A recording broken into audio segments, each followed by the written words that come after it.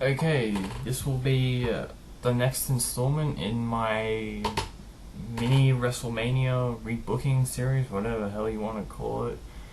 I'm filming this right after, which explains the same shirt, so you know. But, yeah, the next one is WrestleMania 27, a show that got a lot of hate when it first when it finished. I understand why. It was a heavily flawed show. There was some good stuff on there, some horrible stuff. I don't seem to hate it as much as everyone else does, but I understand why people do hate it quite a lot. But I'm gonna go through the card and just try and make it better. I'll see what I can do. But I guess we should start the opening segment. The Rock came out and cut a 15-minute promo, which I understand he's a guest host, but does he really need to cut a promo, especially one that long? Because we knew he was going to be involved later in the night. Why can't he just save it till then and do more backstage segments instead of doing this? And people say that he shouldn't have done this promo, but it was still a good promo. I don't even think it was all that good. I mean, it was typical PG era Rock, sucking up to the crowd, and you know, he was going like, I'll say wrestled, you say mania, and it was that for 15 fucking minutes. It was a pretty bad promo, and it was, most of the time when I watch this WrestleMania, I'll just skip it because it was boring. But yeah, so we get that, and then we get into the opening match, and Edge versus Alberto Del Rio for the World Heavyweight Championship, and this was a good match. It was one of the better openers, but at the time, I was shaking my head when I heard that this opened this WrestleMania. And I still do to this point. I understand that you gotta make a big impact for the first match, but you could have done something different. This should have been on way later in the card. If I was booking it, what I would have done in the pre-show, whatever they were calling it back then, Daniel Bryan versus Sheamus happened for the United States Championship. I would have pushed that up to the main roster, and I would have had that opened. And you know, they can have a good match. So that would have been a good way to open WrestleMania, unless they do the shit that they did at WrestleMania 28, which they wouldn't do. But so I would have done that instead of doing this Edge versus Del Rio match. Like I said, it was a good match, but I just wish it made the world title look less important than it already was. And at that point, we knew what the main title was. So, but getting back to Sheamus and Daniel Bryan, I have no idea why they were on the pre-show. I mean, you have Sheamus in mid 2010, he was the WWE Championship. So you mean to tell me he's gone from the top guy in the company, now he can't even get a spot on fucking WrestleMania? It makes no fucking sense. And same with Daniel Bryan. He wasn't as high as Sheamus, but he was United States Champion. He had a good performance in the Royal Rumble. Now he can't get a spot on WrestleMania. It's just stupid. And this match had a purpose. It would have been it was the best option for an opener, but instead, you give us a main event match, and it gives us less to look forward to later on in the card. It was just so stupid, and like I said, good match, just needed to be on later in the card. And then we get Rey Mysterio versus Cody Rhodes. I actually really liked this match. Some people said it was good, but it was nothing special. I'll hold it up there. I think in my first segment I said that like Matt and Jeff was it was on the same pedestal as like Chris Jericho versus Christian at WrestleMania 20. I reckon it's the same for this match. This match was really good. I don't think it gets the credit that it deserves. I reckon it'll be, give it 5 years, I reckon it'll be one of those underrated gems that people look at and say, wow, that was actually a really good match. I can't believe that no one talks about it anymore. And it was good to see Cody Rhodes go over. I didn't really like his gimmick, but he played it really well. He sold it really well. So, so I give him props for that. Cody Rhodes has always been a good performer. Like, he's always been a good actor and stuff. I don't think he gets the credit he deserves for how well he played this character. But it was good to see Rey Mysterio put younger talent over. So overall, it's a good match. I wouldn't necessarily change anything from it. And then we get to the 8-man tag. It was a Big Show and Kane versus Santino and Kofi Kingston versus the Core. It was meant to be Vladimir Kozlov, but he got injured or whatever. Like we're meant to care anyway. Is he still in the company? I hope not, because my god, he was so boring. But getting past that, this match was a 2-minute squash match essentially, which is all it had any right to be. I'll say that.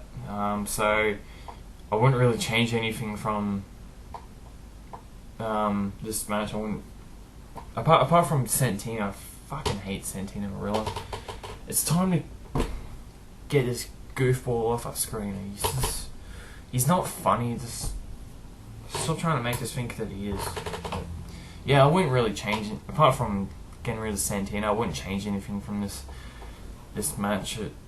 It no one gave a shit about it coming in, so having it be 1.5 minutes was probably the right way to go. Then we get Randy Orton versus CM Punk, which was... It's either this or Mysterio vs. Rhodes, which was the second best match of the night. This was another really good match. Another one that I feel gets underrated quite a lot, which actually surprised me because it's, compared to the rest of the matches, it's a really good one, but no one seems to remember it for some reason. And the build-up was pretty good, I will say. So there's not really anything I would change from this match. I would have had CM Punk go over and then have Randy Orton get his revenge at Extreme Rules. But of course WWE goes with the grain, and they have Randy Orton win. The ending spot was cool, but I would have had CM Punk go over. No wonder why he almost left the company a few months later. I would have done the exact same thing, but yeah, good match, wrong result. And then we have this, and oh my god. Michael Cole versus Jerry Lawler. There is so much I would change about this match. Firstly, whose idea was it to have it go 15 fucking minutes? Like, and it wasn't just the match itself. Like, before it, the entrances took quite a while because Stone Cold had to have his own entrance. And then the two wrestlers, freaking Jim Ross had his own entrance, for Christ's sake. And then we get into the match, which goes forever, and then the ending of the match goes forever. I mean, whoever planned this WrestleMania, as far as time, should be fucking fired. Because this shit was horrible. This match was, like I said, it's the worst match in WrestleMania history, perhaps the worst match in WWE history, I'm not sure, but it's up there. this match was horrible. And I cannot defend it. Like I said, I wouldn't have had it go 50. I wouldn't have had the match in the first place. Or if you really needed to have the match, I would have had it been a 30-second squash match, because the whole idea for this match was to pretty much embarrass Michael Cole, because he bullied Jerry the King Lawler for so long, even though it was kind of the other way around. But whatever. We were meant to cheer for Jerry the King Lawler apparently, but I don't like Jerry the King Lawler, so I didn't really want to. So that's another reason why I didn't enjoy this match. But if you really wanted to embarrass Michael Cole, the easiest way to have done this would have been to have a 30-second squash match. I mean, it's not that hard to do, but for some reason they had to go another 15 minutes where they performed like 3 wrestling moves. And it wasn't just at WrestleMania. They ended up having another two pay-per-view matches, and they both sucked as well. So the way I would have done it, I would have had this feud end at WrestleMania, except we got another 2 months of it. What the fuck were they thinking? But yeah, whatever. This match sucked beyond belief. Everything about this was just wrong. Oh my god, it was just so bad. But we go from the worst part of the show to the best part of the show. Triple H versus Undertaker, no holds barred. There is a few things I would change about this match. Firstly, the build up, they didn't really do anything of substance. Like, to my recollection, they didn't even like touch each other. Like, all they did was stare down and look at the WrestleMania sign that they had on Raw shows. Like, really, we've seen that like 60 times. Do you have to do it again? But yeah, so I didn't really like the build up. Like, it wasn't horrible, but it was just, I wish they had done more. Then to the match, I do think they went a little bit overboard with the finishes, but it was entertaining. I mean, I'm not going to take that away from them. The match was entertaining as hell, so I'd probably dim down the finishes just a little bit, but and again, I actually thought the ending, after the match, was good, but again, it wasted too much time. Another 5-10 minutes was wasted just getting the Undertaker on this stupid motor stretcher thing. It looked really weird, but so they wasted time with that, and then I don't know. It advanced the storyline and it helped build towards WrestleMania 28, but I don't know. It just took up too much time. But I won't knock it too much because it was the best part of the show. So yeah. And then after that we had it was John Morrison, Trish Stratus, and fucking Snooki versus Lady Cool and Dolph Ziggler. I'm gonna join the bandwagon because everyone says it just should have been Dolph versus John Morrison, and that's what it should have been, except we get the complete opposite. They weren't even legally tagged into the match. Like, I was expecting them to carry the match, and they weren't even fucking tagged in. Like, what the hell? But the main talking part about this match was Snooki. And this is what I hate about having celebrities in matches when they actually wrestle. When they're like managers or that, it's fine, but this match itself, the only thing we ended up talking about was Snooki. And this match may have been the most pointless match in WrestleMania history, because if you look at it, it did not end up helping WWE one bit because, like I said, John Morrison and Dolph Ziggler were not tagged in the match. Trish Stratus, part-timer, she's retired, so she was gone after this match. Snooki, gone after this match. Laycool, stayed for 1 month and then left. So all the people that were actually involved in this match ended up leaving. Like, at the most 1 month later. So, Layla didn't leave. No. But she may as well have. She's like played no part in like the last 3 years of WWE, but whatever. No, I fucked up there. Forget all that. I'll do a Harry Potter. Obliviate. Fucking hell. But I'm such an idiot. But getting back to the match, I still think this match was completely pointless. Like, it should have been just Dolph Ziggler versus John Morrison, but like I said, they weren't even legally tagged in. The match was okay, considering it was only 3.5 minutes. Like, it wasn't boring, but it would have been way better if it was just the two, Ziggler and Morrison. But whatever. And then we have this main event. Holy fuck, this is overbooked to the absolute extreme.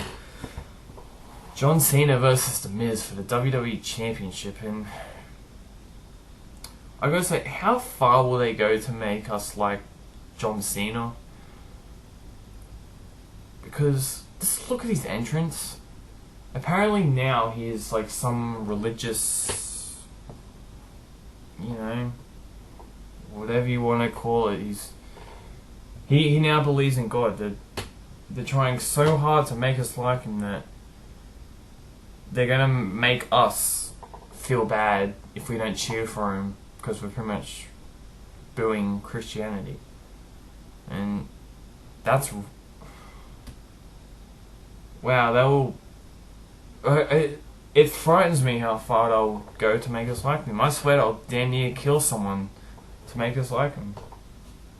But getting to the match, like I said, it was from like the first 15 minutes, like it was fine. The match was actually starting to pick up until they did that count out finish. The WrestleMania main event ended on a count out. Wow. That is absolute ridiculous. That is absolutely ridiculous. But and then we have, what do we have? What happened? No, The Rock came down and said that, oh, there's no way this match is anything like that. Restart the match and it's no DQ. And then the two wrestlers go back in the ring. John Cena is about to end The Miz, and then Rock screws him. And I was just thinking, why couldn't they have just done this in one whole match? Why couldn't this have been a no disqualification match? And they could have done the same thing they did. They could have had the two men go over the barricade and then just have The Rock come down and go to the wrestlers, tell them, oh, hurry up and get up because the event needs to finish soon, or we have to keep these people entertained, hurry up and get up. And then they get back in the ring and then he screws John Cena. Why couldn't they just done that? And then so this match was way overbooked, and I guess I could say that about the whole WrestleMania. Some of it was just too overbooked. It didn't feel like a wrestling show. It showed the direction WWE was heading in with all this entertainment shit. But to use entertainment would imply that they're actually entertaining, which this show they weren't. But it showed us the direction they wanted to head in. Like, wrestling doesn't matter to them anymore, even though it's in the fucking name of their company, but whatever. Nothing in WWE ever seems to make sense, so this show was a clear example of that. And it, like I said, I don't hate it as much as what everyone else does. And I think, considering its purpose was basically to promote John Cena versus The Rock, it did do that, but they just did it in such a stupid way that, you know, people are always going to say this WrestleMania is one of the worst, and, you know, I understand why they would say that. But anyway, that's the end of the video. I hope you enjoyed it. I don't know when I'll upload the final part. Probably, I don't know, maybe tomorrow or something. I'm not really sure, but I'll try and get out there as soon as I can. Yeah, later everybody.